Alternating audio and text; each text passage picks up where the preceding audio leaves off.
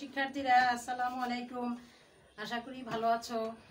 বর্তমান সময়ে তোমাদের পরীক্ষার ব্যবস্থা করা হয়েছে, তাই আমাদের স্কুলের সম্মানিত প্রধান শিক্ষক জনাব এ.কে.এম. আক্তার হোসেন স্যার ক্লাস নেওয়ার ব্যাপারে তাগিদ দিয়েছেন। আজকে তোমাদের সাথে আমি সপ্তম শ্রেণীর গার্হস্থ্য বিজ্ঞান দশম অধ্যায় নিয়ে আলোচনা করব। তোমরা সবাই বই খুলো, তোমাদের বই দশম অধ্যায় রোগীর পথ্য ও পথ্য পরিকল্পনা। রোগীর পথ্য পরিকল্পনা দশম অধ্যায়, পৃষ্ঠা হচ্ছে 93 পৃষ্ঠা। সবাই খুলো, বই খুলো। আচ্ছা, তো দশম অধ্যায় রোগীর পথ্য ও পথ্য পরিকল্পনা। পাঠ 1, রোগীর পথ্য কি? স্বাভাবিক ও সুস্থ অবস্থাতে খাদ্য গ্রহণে সাধারণত কোনো ধরনের বিধিনিষেধ থাকে না, কিন্তু কোনো কোনো রোগের কারণে শরীরে এমন কিছু পরিবর্তন ঘটে যার ফলে খাদ্য গ্রহণের ক্ষেত্রে কখনো কখনো কোনো বিশেষ নির্দেশনা থাকতে পারে। কোনো বিশেষ ধরনের খাদ্য গ্রহণে বিধিনিষেধ হতে পারে। এমনকি খাদ্য কোনো বিশেষ পুষ্টি উপাদানের পরিমাণ কমানো বা বাড়ানোর প্রয়োজনও হতে পারে। কোনো রোগে আক্রান্ত হলে তাড়াতাড়ি সেরে ওঠার জন্য বা রোগকে নিয়ন্ত্রণ করার জন্য যে বিশেষ নির্দেশনা অনুযায়ী খাবার গ্রহণ করা হয় তাকে পথ্য বলে। যেমন ডায়রিয়া হলে যে বিশেষ নির্দেশনা মেনে খাদ্য গ্রহণ করা হয় তাকে ডায়রিয়ার পথ্য বলা হবে। পথ্যের গুরুত্ব। পথ্যের অবশ্যই আমাদের গুরুত্ব আছে। যথাযথ পথ্য গ্রহণ ছাড়া শুধুমাত্র ওষুধ সেবনে অধিকাংশ রোগ থেকেই স্বাভাবিক সুস্থ অবস্থায় ফিরে আসা কঠিন। তাই অনেক ক্ষেত্রে যথাযথ পথ্য ছাড়া রোগ নিয়ন্ত্রণ কোনোভাবেই সম্ভব নয়। 2 নম্বর হচ্ছে রোগের জটিলতা ও তীব্রতা কমিয়ে আনার জন্য যথাযথ পথ্য গ্রহণ অত্যন্ত গুরুত্বপূর্ণ। রোগের কারণে শরীরের যে সকল পুষ্টি ও শক্তির ক্ষয় হয় সেই সকল ক্ষয় পূরণে সাহায্য করে। পথ্য নির্বাচন ও পরিকল্পনা। আমাদের অবশ্যই পথ্য নির্বাচন ও পরিকল্পনা করতে হবে। কতগুলো বিষয় বিবেচনা করতে হবে। যেমন রোগের প্রকৃতি বা ধরন, রোগীর বয়স, এগুলো আমাদের খেয়াল করতে হবে। তারপর রোগের কারণে রোগীর দেহে কোনো জটিলতা তৈরি হয়েছে কিনা সেগুলো বিবেচনা করে আমাদের পথ্য নির্বাচন করতে হবে। তারপরে হচ্ছে তোমাদের বিভিন্ন রোগের পার্ট 2, বিভিন্ন রোগের পথ্য। যেমন জ্বর ও ডেঙ্গু জ্বরের পথ্য। জ্বর ও ডেঙ্গু জ্বরে আমরা কি ধরনের পথ্য গ্রহণ করব? যেমন জ্বর নিজে কোনো রোগ নয়, তবে সাধারণত কোনো ভাইরাস বা অন্য কোনো সংক্রমণের ফলে সৃষ্ট রোগ লক্ষণ হিসাবে জ্বর হয়। জ্বরে দেহের তাপমাত্রা বেড়ে যায়, এর ফলে মাথা ব্যথা, মাথা ধরা, অরুচি, বমি ভাব ও বমি ইত্যাদি লক্ষণ থাকতে পারে। জ্বরে শরীর থেকে প্রচুর পরিমাণে পানি বের হয়ে যায়। এছাড়া যথেষ্ট পরিমাণে শক্তির ক্ষয় হয়, তাই জ্বর হলে পানীয় শক্তির চাহিদা বেড়ে যায়। দীর্ঘদিন জ্বরে ভুগলে পানীয় শক্তির চাহিদা বৃদ্ধির পাশাপাশি অন্যান্য পুষ্টি উপাদানের চাহিদাও বেড়ে যায়। ডেঙ্গু জ্বর এডিস মশার মাধ্যমে সংক্রমিত ভাইরাসজনিত জ্বর। ডেঙ্গু জ্বর হলে দেহের তাপমাত্রাও অনেক বেশি হতে পারে। তো আমরা এখন এই যে পথ্যের ধরন, জ্বরে আমাদের পথ্যের ধরন কি হবে? যেমন আছে উচ্চ শক্তিদায়ক, উচ্চ প্রোটিনযুক্ত কম ফ্যাটযুক্ত খাবার দিতে হবে। সব খাবারই খাওয়া যাবে, তবে হজমের সমস্যা হলে লঘু পাক খাদ্য গ্রহণ করতে হবে। শরীরে তাপমাত্রা বেশি হলে অল্প আঁশযুক্ত খাদ্য নরম করে রান্না করে ভাত, খিচুড়ি বা ফিসফাস নরম ও অল্প আঁশযুক্ত সবজি, আলু দেওয়া যেতে পারে। এছাড়াও নরম সুজি, পুডিং এবং কলা, পেঁপে, কমলা, আপেল ইত্যাদি দেওয়া যায়। তারপরে হচ্ছে প্রোটিনের চাহিদা মেটানোর জন্য দুধ, ডিম, কম তেলযুক্ত মাছ, মুরগি ও ডাল দেওয়া যায়। আচ্ছা, তারপর টক জাতীয় ফলও দেওয়া যেতে পারে, আমলকি, লেবু, জাম্বুরা ইত্যাদি। জ্বর বেশি হলে 2 থেকে 3 ঘন্টা পর অল্প অল্প করে খাবার দিতে হবে। তোমরা এখানে বইয়ে অনেকগুলা পয়েন্ট আছে, তোমরা এগুলা দেখে নিবে, পড়বে সবাই। বই দেখো সবাই। যে খাবারগুলো আবার বাদ দেওয়া উচিত, যেমন মাখন, ঘি ও বেশি তৈলাক্ত খাদ্য, ডিপ ফ্রাইড খাবার যেমন সিঙ্গারা, সমুচা, চিকেন ফ্রাই ইত্যাদি, অতিরিক্ত আঁশযুক্ত খাদ্য ও মশলাযুক্ত খাবার। তারপরে বেকারির খাবার যেমন পেস্ট্রি, ক্রিম কেক ইত্যাদি, সফট ড্রিঙ্কস ইত্যাদি। ডায়রিয়া ও আমাশয়ে পথ্য। ডায়রিয়া আমাশয়ে আমাদের কি পথ্য? যেমন খাবার ও পানির মাধ্যমে পরিপাকতন্ত্রে জীবাণু সংক্রমণের ফলে ডায়রিয়া ও আমাশয় হয়ে থাকে। শিশুরাই আক্রান্ত হয় বেশি, তবে বড়রাও এই রোগে আক্রান্ত হতে পারে। ডায়রিয়া হলে পাতলা মল নির্গত হয়, সাথে জ্বর, বমি বমি ভাব, পেটে ব্যথা ও বমি থাকতে পারে। যেহেতু এই রোগের কারণে পরিপাকতন্ত্র সরাসরি আক্রান্ত হয়ে পাতলা পায়খানার কারণে শরীর থেকে পানি ও লবণ বের হয়ে যায়। আচ্ছা, তাহলে এই রোগে আমাদের ডায়রিয়া হলে আমাদের পথ্যের ধরনটা কি হবে? ডায়রিয়া হলে পাতলা পায়খানার কারণে শরীরে পানি ও লবণের ঘাটতি পূরণ করার জন্য প্রতিবার পায়খানার পর কি করতে হবে? খাবার স্যালাইন দিতে হবে। প্রয়োজনে চালের গুঁড়ার স্যালাইনও রান্না করে খেতে দিতে হবে। আর যে সকল শিশু মায়ের দুধ খায় তারাও কোনো অবস্থাতেই মায়ের দুধ খাওয়া বন্ধ করবে না, বরং মায়ের দুধের পাশাপাশি স্যালাইন চলবে। ডায়রিয়া ও আমাশয়ের প্রকোপ খুব বেশি না হলে স্বাভাবিক খাবার খাওয়া যাবে এবং পাশাপাশি স্যালাইন ওষুধ খেতে হবে।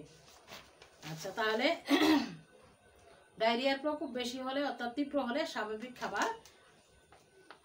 খাবার দেওয়া বাদ দিতে হবে এবং সেই ক্ষেত্রে অবশ্যই চালের গুঁড়ার স্যালাইন রান্না করে খেতে দিতে হবে। আর কাঁচা কলা, পাকা কলা আমাশয়ের ও ডায়রিয়া রোগীর জন্য ঔষধি সবজি ফল হিসাবে পরিচিত।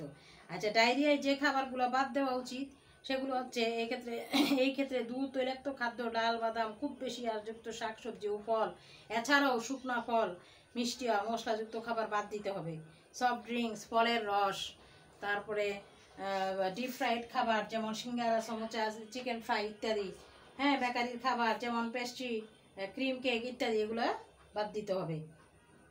তোমরা বই আছে এগুলো সবগুলা। তারপরে পার্ট 3, উচ্চ রক্তচাপ ও ডায়াবেটিসে পড়তো। উচ্চ রক্ত ও অনিয়ন্ত্রিত জীবনযাপন, বংশগত কারণ, ওজনাধিক্য, বিপাকীয় ত্রুটি ইত্যাদি কারণে উচ্চ রক্তচাপ হতে পারে। তারপরে ওষুধের পাশাপাশি যথাযথ নিয়ন্ত্রিত খাদ্য গ্রহণ ও নিয়মিত পরিশ্রম বা ব্যায়ামের মাধ্যমে শরীরের ওজন স্বাভাবিক রাখা এবং নিয়মতান্ত্রিক জীবনযাপন করাই উচ্চ রক্তচাপ চিকিৎসার অর্থাৎ উচ্চ রক্তচাপ নিয়ন্ত্রণে রাখার জন্য সবচেয়ে উত্তম উপায়। পথ্যের ধরন: বেশি আঁশযুক্ত খাদ্য যেমন ফল ও শাকসবজি, বিশেষ করে টক জাতীয় ফল যেমন লেবু, জাম্বুরা, কমলা, আনারস ইত্যাদি খাওয়ার অভ্যাস করতে হবে। তারপরে কচি ডাবের পানি উপকারী। ভাত, রুটি, চাল, আটার তৈরি খাবার প্রয়োজনীয় পরিমাণের চেয়ে বেশি খাওয়া যাবে না। এগুলা ডাল, বাদাম খাওয়া যাবে। তারপরে রান্নায় লবণ কম দিতে হবে, খাওয়ার সময় বাড়তি লবণ খাওয়া যাবে না। যে খাবারগুলো বাদ দিতে হবে, যেমন বেশি লবণযুক্ত খাবার বাদ দিতে হবে। লবণে সংক্রমিত যে কোনো খাবার যেমন নোনা, ইলিশ, টিনজাত মাছ ইত্যাদি, এগুলা বাদ দিতে হবে। আরও আছে অনেকগুলো, আরও পয়েন্ট আছে, তোমরা এগুলো পরে নিবে, রিডিং পরে নিবে। আচ্ছা, উচ্চ রক্তচাপ নিয়ন্ত্রণে রাখতে হলে স্বাভাবিক সুস্থ জীবন করা সম্ভব হয়। আর নিয়ন্ত্রণে না রাখলে কিডনি নষ্ট হয়, স্ট্রোক হওয়া ও হৃদরোগের ঝুঁকি বৃদ্ধি পায়। ডায়াবেটিসের পথ্য: বংশগত কারণ, অতিরিক্ত শারীরিক ওজন, অনিয়ন্ত্রিত জীবনযাপন ইত্যাদি কারণে শরীরে ইনসুলিন হরমোনের অভাব ঘটলে ডায়াবেটিস হয়। একবার ডায়াবেটিস হলে তা একেবারে সেরে যায় না, তবে নিয়ম মেনে একে নিয়ন্ত্রণে রাখা যায়। খাদ্য নিয়ন্ত্রণ ছাড়া কোনোভাবেই ডায়াবেটিস নিয়ন্ত্রণ রাখা যায় না। ডায়াবেটিস হলে রক্তে গ্লুকোজের পরিমাণ বেড়ে যায়। আবার যে খাবারগুলোতে প্রচুর আঁশ আছে সেই খাবারগুলো বেশি খেলে রক্তে গ্লুকোজের পরিমাণ বাড়ে না, তাই সেগুলো বেশি করে খাওয়া যাবে। পথ্যের ধরনটা কি হবে?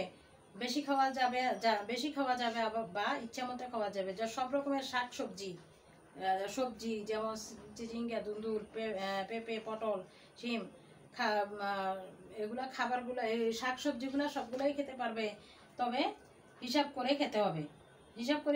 যেগুলো যেমন ভাত, রুটি, চিড়া, মুড়ি, খই, বিস্কুট, আলু, এগুলা হিসাব করে খেতে হবে। আলু, তারপর পরিহার করতে হবে কোনগুলা? চিনি, গুড়, মিশ্রি, রস, শরবত, হ্যাঁ, তারপর জুস, সব রকমের মিষ্টি, এগুলা পরিহার করতে হবে। আচ্ছা, তাহলে হৃদরোগের জন্ডিসের পথ্য: আমাদের দেশে দিন দিনই হৃদরোগীর সংখ্যা বাড়ছে। হৃদরোগীর খাদ্য এমন হতে হবে যাতে করে রোগীর জন্য প্রয়োজনীয় খাদ্যশক্তির চাইতে বেশি খাদ্যশক্তি গৃহীত না হয় ও খাদ্য সুষম হয়। আচ্ছা, তাইলে পথ্যের ধরন হচ্ছে লাল চালের ভাত ও ভুসি সহ আটার রুটি খাওয়ায় অভ্যস্ত হতে হবে এবং চাল ও আটার তৈরি খাবার প্রয়োজনীয় পরিমাণের চেয়ে বেশি খাওয়া যাবে না। বেশি আঁশযুক্ত খাদ্য যেমন ফল ও শাকসবজি, বিশেষ করে টক জাতীয় ফল যেমন লেবু, জাম্বুরা, কমলা, আনারস ইত্যাদি খাদ্য তালিকায় রাখতে হবে। আচ্ছা, তারপরে আরও আছে, তোমরা এগুলো দেখে নাও।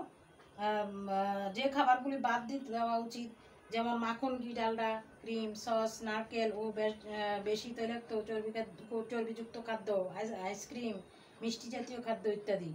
তারপরে কলিজা, মুরগির চামড়া, এগুলা হাঁস মুরগির চামড়া, চর্বিযুক্ত মাংস, এগুলো বাদ দিতে হবে। আরও আছে, তোমরা এগুলো দেখে নাও, দেখে নিবে, পরে নিবে, এগুলো সবগুলা যা আছে। আবার জন্ডিস আছে, জন্ডিসও নিজে কোনো রোগ নয়, তবে এটা লিভারের কোনো রোগের লক্ষণ। এই রোগে জন্ডিসে পর্যাপ্ত পরিমাণ তরল জাতীয় খাবার খেতে হবে, তবে চর্বিযুক্ত খাদ্য, কৃত্রিম খাদ্যগুলো পরিহার করে সব খাবারই প্রয়োজন অনুযায়ী খাওয়া যাবে।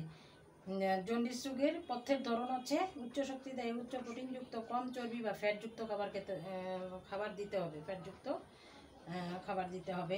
জন্ডিসের সব খাবারই খাওয়া যাবে, তবে হজমের সমস্যা হলে লঘু বা খাদ্য গ্রহণ করতে হবে। তারপরে আছে হজমের সমস্যা হলে নরম ভাত, খিচুড়ি বা পিসপাস, নরম অল্প আঁশযুক্ত সবজি, পেঁপে, আলু ইত্যাদি দেওয়া যায়। এছাড়া সুজি, নরম পুডিং এবং ফলের মধ্যে কলা, পেঁপে, কমলা, আপেল ইত্যাদি দেওয়া যায়। প্রোটিনের চাহিদা মেটানোর জন্য দুধ, ডিম, কম তেলযুক্ত মাছ, মুরগি ও ডাল দেওয়া যায়। যথেষ্ট পরিমাণে পানীয় যেমন দুধ, শরবত, ফলের রস, ডাবের পানি, সোপ ইত্যাদি খেতে হবে। টক জাতীয় ফল যেমন আমলকি, লেবু, জাম্বুরা ইত্যাদি দিতে হবে।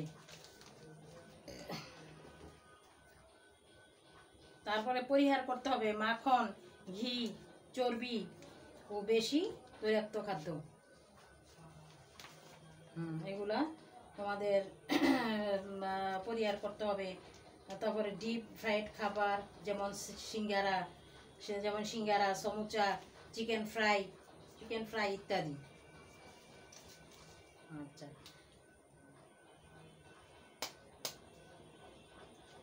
চিকেন ফ্রাই, তার বেকারির খাবার যেমন পেস্ট্রি, ক্রিম, কেক ইত্যাদি, সফট ড্রিঙ্কস, এনার্জি ড্রিঙ্কস, এগুলা তোমাদের পরিহার করতে হবে। তোমরা সবাই বাসায় রিডিং করে নিবে ভালো করে, আরও অনেকগুলো আছে, ভালোভাবে সুন্দরভাবে বেশি করে দেওয়া আছে পথ্যের ধরন, তারপরে কি কি খাবার বাদ দিতে হবে, এগুলা বই থেকে ভালো করে পড়ে জেনে নিবে। অনেকগুলো দেওয়া আছে, সবাই বই দেখবে, বই দেখে পড়বে রিডিং। সবাই বই খোলো, বইয়ে দেখো। আচ্ছা, তো কতগুলো প্রশ্ন আছে, তোমরা প্রশ্নগুলো দেখো। প্রশ্ন যেমন আছে, যে প্রশ্ন তো পুরোপুরি সব লেখা সম্ভব হয় না, তারপরেও দেখো যতগুলো আমি লিখতে পেরেছি, তোমরা এগুলো খাতায় তুলে নাও। যেমন দশম অধ্যায় রোগীর পথ্য উপথ্য পরিকল্পনা। 1 নম্বর হচ্ছে পথ্য কি, জ্বর কি। তারপরে হচ্ছে ডেঙ্গু জ্বর কিসের মাধ্যমে সংক্রমিত হয়। জ্বর হলে 4 নম্বর হচ্ছে জ্বর হলে কিসের চাহিদা বেড়ে যায়। 5 নম্বর হচ্ছে ডায়রিয়া ও আমাশয় হয় কিভাবে। 6 নম্বর হচ্ছে কোন রোগের কারণে ডিহাইড্রেশন হয়। ওজন স্বাভাবিক রাখা হয়। 7 নম্বর হচ্ছে ওজন স্বাভাবিক রাখা হয় কিভাবে। 8 নম্বর হচ্ছে বেশি আঁশযুক্ত খাদ্য খেতে হয় কেন। আচ্ছা, পথ্য কি, উত্তরটা হচ্ছে কোনো রোগে আক্রান্ত হলে তাড়াতাড়ি সেরে ওঠার জন্য বা রোগকে নিয়ন্ত্রণ করার জন্য যে বিশেষ নির্দেশনা অনুযায়ী খাবার গ্রহণ করা হয় তাকে পথ্য বলে। জ্বর কি, কোনো ভাইরাস বা অন্য কোনো সংক্রমণের ফলে জ্বর হয়। তারপরে ডেঙ্গু জ্বর কিসের মাধ্যমে সংক্রমিত হয়। এডিস মশার মাধ্যমে। 4 নম্বর উত্তরটা হচ্ছে পানি ও শক্তির মাধ্যমে চাহিদা বেড়ে যায়। জ্বর হলে পানি ও শক্তির চাহিদা বেড়ে যায়। ডায়রিয়া ও আমাশয় হয় খাবার ও পানির মাধ্যমে। কোন রোগের কারণে ডিহাইড্রেশন হয়। ডায়রিয়া। তারপরে হচ্ছে বেশি ওজন স্বাভাবিক রাখা হয় কিভাবে। ব্যায়ামের মাধ্যমে। বেশি আঁশযুক্ত খাদ্য খেতে হয় কেন। উচ্চ রক্তচাপ হলে।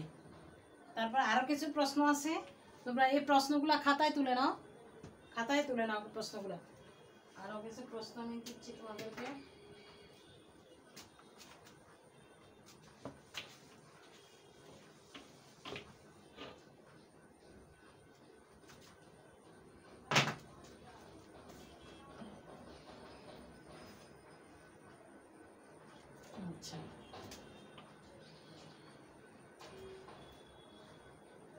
9 নাম্বার হচ্ছে ডায়াবেটিস হয় কেন?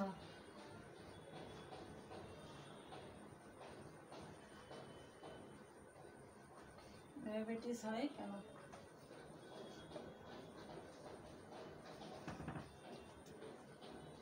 10 নম্বর হচ্ছে ডায়াবেটিস হলে কিসের পরিমাণ বেড়ে যায়? ডায়াবেটিস হলে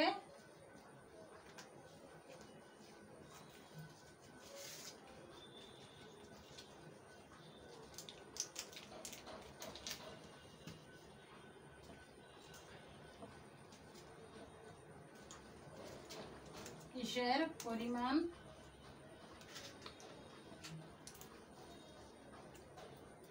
পরিমাণ বেড়ে যায়? আচ্ছা, তো সবাই খাতায় তুলে নাও, খাতায় লিখে নাও সবাই।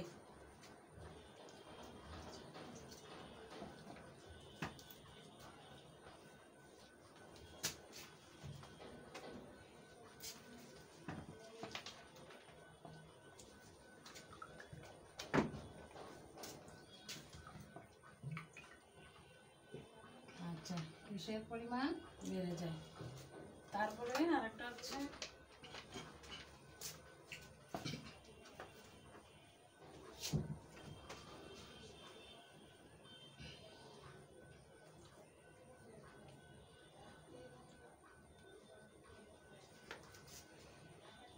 কিসের পরিমাণ ডায়াবেটিস হলে কিসের পরিমাণ বেড়ে যায়? হৃদরোগে পরিমিত পরিমাণে কি খেতে হবে কোনগুলো?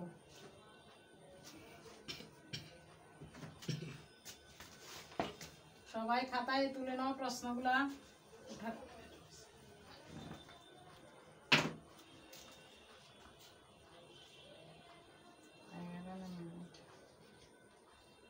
এগারো হচ্ছে হৃদরোগে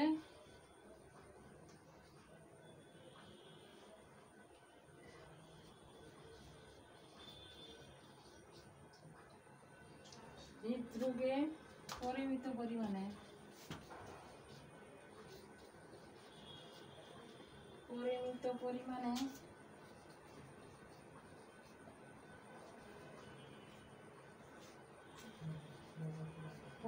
পরিমাণে খেতে হবে কোনগুলি?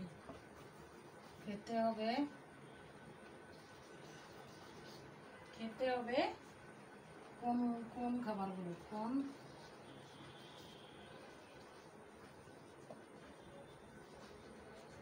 কোন খাবারগুলো?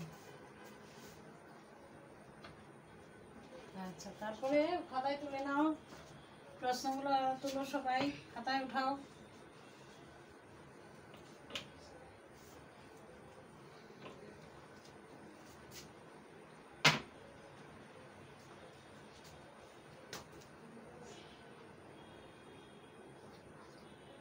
বারো হচ্ছে আমাদের দেশে কোন রোগীর সংখ্যা বাড়ছে?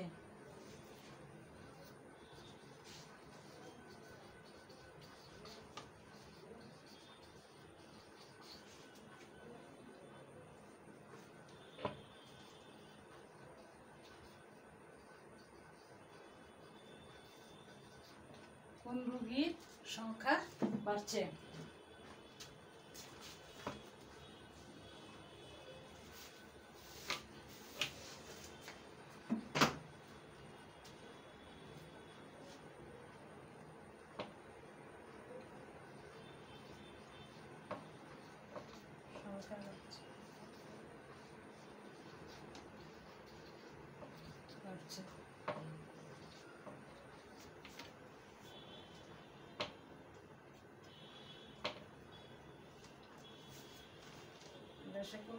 আমাদের দেশে কোন রোগীর সংখ্যা বাড়ছে? তারপর হচ্ছে জন্ডিসে শরীরের কোন রোগের লক্ষণ?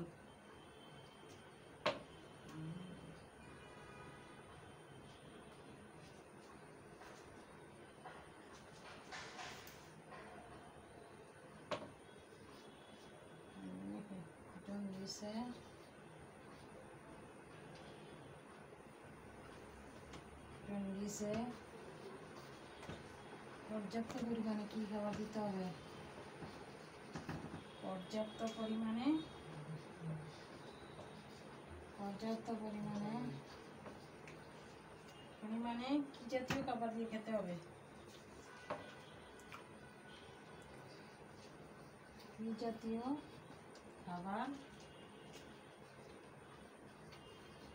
খাবার খেতে হবে?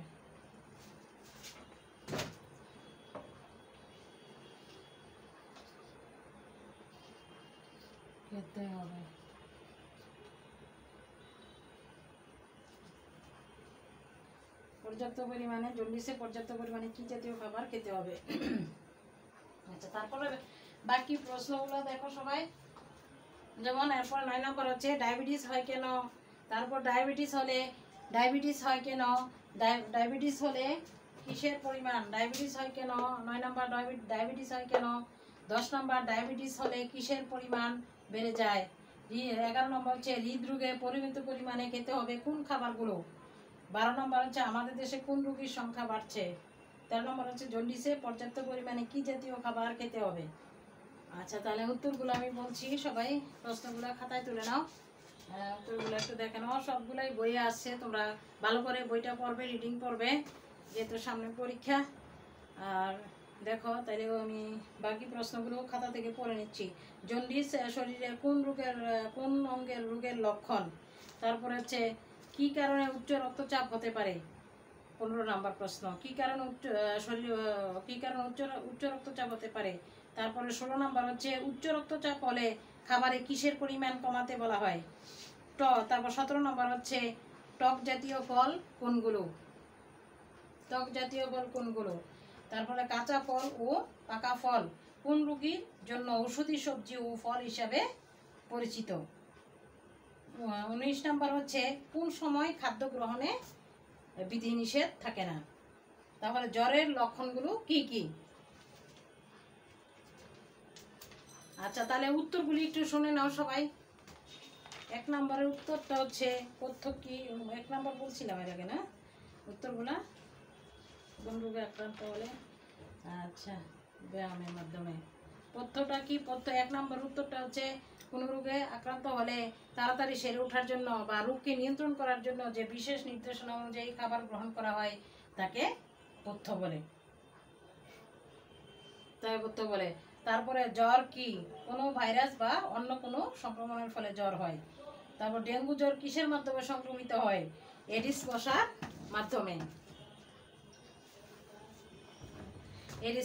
মাধ্যমে। জ্বর হলে কিসের চাহিদা বেড়ে যায়? পানি শক্তির চাহিদা বেড়ে যায়। ডায়রিয়া হামেশা হয় কিভাবে? খাবার ও পানির মাধ্যমে পরিপাকতন্ত্রে জীবাণু সংক্রমণের ফলে ডায়রিয়া হামেশাই হয়। কোন রোগের কারণে ডিহাইড্রেশন হয়? ডায়রিয়া। তারপরে ওজন স্বাভাবিক রাখা হয় কিভাবে? ব্যায়ামের মাধ্যমে। বেশি আয়ারযুক্ত খাদ্য খেতে হয় কেন? উচ্চ রক্তচাপ হলে। তারপরে 9 নম্বর হচ্ছে শরীরে ইনসুলিন হরমোনের অভাব ঘটলে ডায়াবেটিস হয়। ডায়াবেটিস হলে কিসের পরিমাণ বেড়ে যায়? রক্তে গ্লুকোজের পরিমাণ বেড়ে যায়।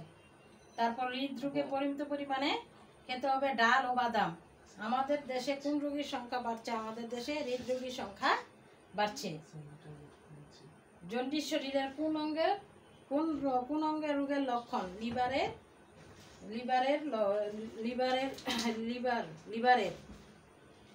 জন্ডিস শরীরে লিভার অঙ্গের লক্ষণ। আচ্ছা, লিভারের লক্ষণ। এরপরে জন্ডিসে পর্যাপ্ত পরিমাণে কি জাতীয় খাবার খেতে হবে? তরল জাতীয় খাবার খেতে হবে। কি কারণে উচ্চ রক্তচাপ হতে পারে? অনিয়ন্ত্রিত জীবনযাপন, তারপরে বংশগত কারণ, ওজন আধিক্য, বিপাকীয় ত্রুটি ইত্যাদি কারণে উচ্চ রক্তচাপ হতে পারে। তারপর 16 নম্বর হচ্ছে উচ্চ রক্তচাপ হলে খাবারে কিসের পরিমাণ কমাতে বলা হয়? লবণের পরিমাণ কমাতে হয়। টক জাতীয় ফল কোনগুলো? আমলকি, লেবু, জাম্বুরা, এগুলা। তারপরে কাঁচা কলা ও পাকা কলা কোন রোগীর জন্য ঔষধি সবজি ও ফল হিসেবে পরিচিত? আমাশয় ও ডায়রিয়া। কোন সময় খাদ্য গ্রহণে বিধিনিষেধ থাকে না? স্বাভাবিক ও সুস্থ অবস্থাতে বিধিনিষেধ থাকে না। তারপরে জ্বরের লক্ষণগুলো কি কি? মাথা ব্যথা, মাথা ধরা, তারপরে অরুচি, বমি ভাব ও বমি ইত্যাদি জ্বরের লক্ষণ। আচ্ছা, তাহলে তোমরা প্রশ্নগুলো ভালো করে শিখে নিবে, প্রশ্নোত্তরগুলো শিখে নিবে। বই পড়বে, বইয়ে সব উত্তরগুলো আছে, তো ভালো করে পড়ে নিবে, রিডিং ভালো করে বই পড়ে নিবে। আর সামনে তো তোমাদের পরীক্ষা, তো আগামীতে আমি আবারও ক্লাস নিব এই চ্যাপ্টারের উপরে, দশম অধ্যায়ের উপরে আরেকদিন ক্লাস নিব। তো ওই সময় আবারও তোমাদের সাথে আলোচনা হবে। তো আজকে এখানেই শেষ করছি, সবাইকে ধন্যবাদ। আচ্ছা, ঠিক আছে, সবাইকে ধন্যবাদ। আসসালামু আলাইকুম। কমেন্ট দিছে 20 মিনিট।